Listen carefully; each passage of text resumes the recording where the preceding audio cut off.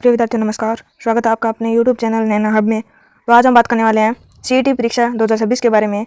आखिर इसकी exam date है वो चेंज हो गई है और कई नियमों में बदलाव भी है और ये एक कठिन चुनौती है। तो इसके नोट्स कैसे बनाएं और CET पास करने के लिए कितने नंबर जरूरी हैं और क्या नियमों में बदलाव हुए हैं वो सभी हम इस वीडियो में जानेंगे। आज का हमारा जो टॉपिक है वो CET 2026 है। ये तो आप सभी को पता है। CET 2026 है वो मैं आपको बता दूँ, जिन लोगों को CET के बारे में नहीं पता है पहले वो लोग ध्यान से तो देखो, CET है दो प्रकार की होती है। CET दो प्रकार की होती है, एक तो 12th लेवल की और एक होती है जो ग्रेजुएशन लेवल की। ठीक है, एक ग्रेजुएशन लेवल की होती है और एक 12th लेवल की होती है। तो 12th लेवल की में ऑप्शन क्या होते हैं, कम होते हैं। ऑप्शन क्या होते हैं, कम होते हैं। और ग्रेजुएशन लेवल की में ऑप्शन बहुत ज़्यादा होते हैं। 12th लेवल के क्या होते हैं, ज़्यादा होते हैं 12th लेवल से। ठीक है, तो अभी जो 12th लेवल की CET है वो तो मई या जून में होगी। कब होगी, मई या जून 2026 में होगी। और जो ग्रेजुएशन लेवल की CET है वो भी फरवरी में होगी, फरवरी या मार्च में होगी। ठीक है, फरवरी या मार्च में होगी। अब CET 12th लेवल के बारे में बात करते हैं, या फिर CET 12th में क्या क्या सिलेबस आएगा। इस 12th लेवल की बात करेंगे कि इसमें सिलेबस क्या होगा, एग्जाम डेट क्या है, स्टडी रूटीन क्या होना चाहिए और इसके लिए बेस्ट नोट्स कैसे बनाएं और इसमें कितना टाइम हमें पढ़ना होगा, इसका टाइम टेबल क्या होगा और कितने घंटे में पढ़ना होगा। तो ये सभी हम बताएंगे आपको। तो चलिए बिना टाइम वेस्ट के वीडियो को आगे की ओर बढ़ाते हैं। वीडियो पसंद है तो वीडियो को लाइक करें और हमारे चैनल पर नए हो तो चैनल को सब्सक्राइब करें। तो सबसे पहले हम बात कर लेते हैं 12th लेवल के सिलेबस की, कि आखिर 12th लेवल में क्या क्या सिलेबस है।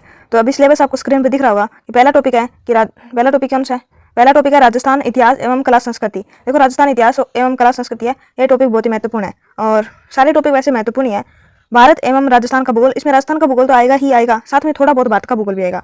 राजस्थान का भूगोल ज़्यादा आएगा और भारत का भूगोल है वो थोड़ा आएगा। ठीक है, और राजस्थान और भारतीय राजव्यवस्था, उसी प्रकार इसमें भी, इस टॉपिक में भी राजस्थान की राजव्यवस्था के साथ थोड़ी भारतीय राजव्यवस्था भी आएगी और राजस्थान की अर्थव्यवस्था पूछी जाएगी। उसके बाद है दैनिक विज्ञान, यानी नॉर्मल सा विज्ञान आएगा।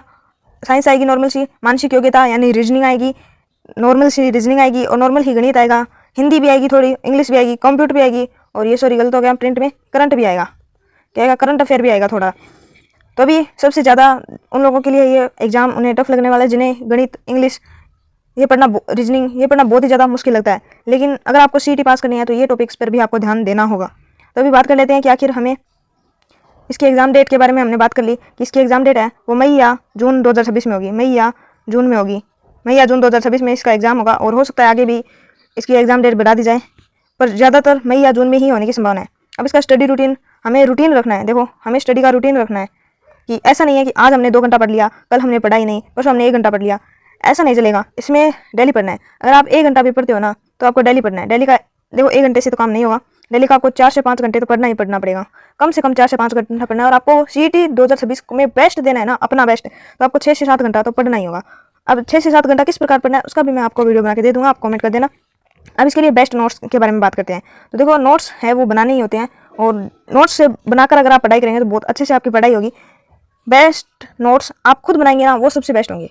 जो नोट्स आप खुद बनाएंगे वो सबसे बेस्ट होंगे। कॉपी मत करना किसी की, कहीं से भी, जैसे कि आपने कॉपी मत करना, जैसे कि आपने यूट्यूब से देख लिया, किसी भी यूट्यूब से क्लास ले लिया आपने और वहाँ से आपने कॉपी कर लिया तो आपको समझ नहीं आएगा।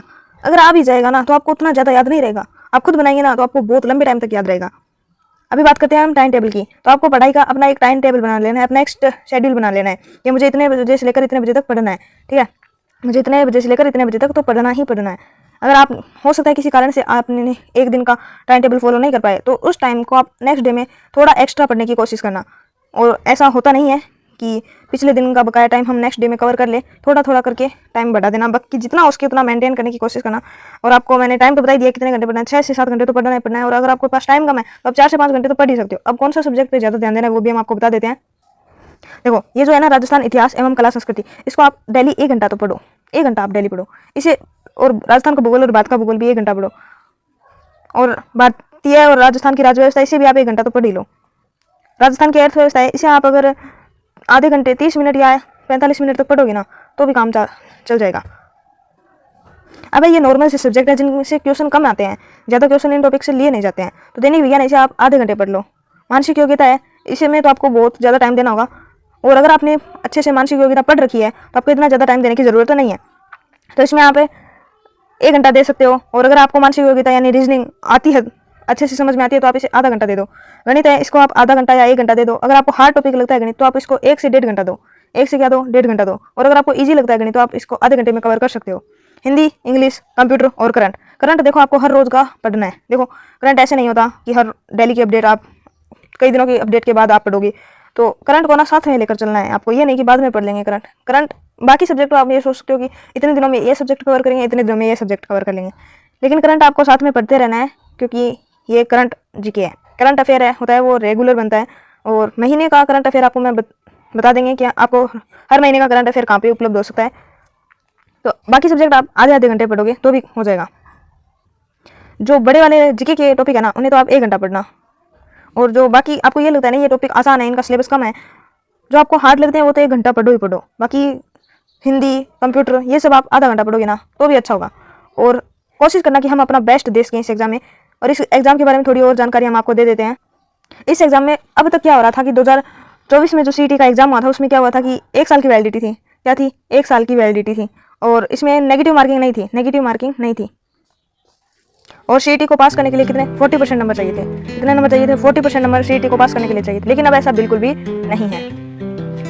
अब सीईटी की वैलिडिटी है वो 3 साल की हो चुकी है, यानी एक बार पेपर दो 3 साल तक आपको सीईटी का एग्जाम देने की ज़रूरत ही नहीं है। और अब इसमें नेगेटिव मार्किंग अभी तक तो नहीं है, नेगेटिव मार्किंग नहीं है, लेकिन आदेश हो सकता है, संभावना है कि नेगेटिव मार्किंग इसमें होगी, नेगेटिव मार्किंग होने की संभावना है। और इसमें अब पेपर पास करने के लिए 60% नंबर चाहिए, कितने 60% नंबर चाहिए। और पेपर का लेवल है वो हार्ड आएगा, क्योंकि पिछली बार जब पेपर हुआ था ना 2024 का पेपर, उसमें क्या था कि लगभग सारे के 90% बच्चे ना पास हो गए थे, 90% बच्चे पास हो गए थे। इसलिए इस बार सीईटी का पेपर है उसे हार्ड करने की बात की जा रही है। 2026 का पेपर है वो हार्ड होगा, तो इसके लिए आपको अपना बेस्ट तो देना ही पड़ेगा अगर सीईटी पास करनी है तो।